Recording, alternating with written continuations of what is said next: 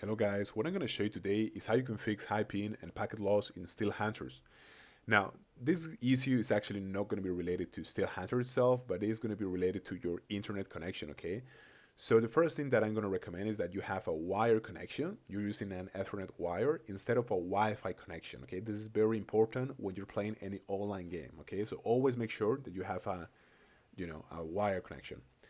Now, if you, for whatever reason, have to use Wi-Fi, make sure that you are as close as you physically can to your router. Okay, I would recommend no further than 3 meters, okay, from your router, and preferably no walls in between, because walls are gonna basically give you packet loss, and it's gonna make playing online very, very difficult.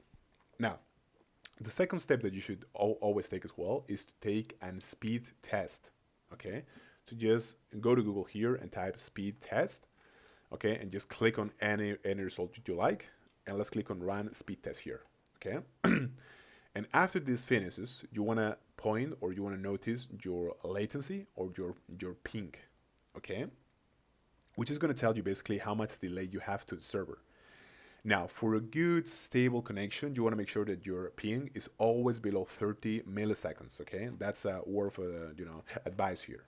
Okay, so if you actually have more than that, try to talk to your ISP and make sure that they fix the internet for you, because this is too high to play, online.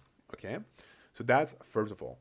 Now, as a last resort, you should always make sure that you have all of your programs closed, meaning you're not, downloading any file by a torrent or by Steam or any movie or things like that. Okay, so always close all of your programs. Okay, and the very last advice that I want to give you, this is a very last resource step, but you should always make sure to actually close Chrome. Okay, so Chrome usually runs on the background. Okay, so just make sure that you actually right click and you close it here.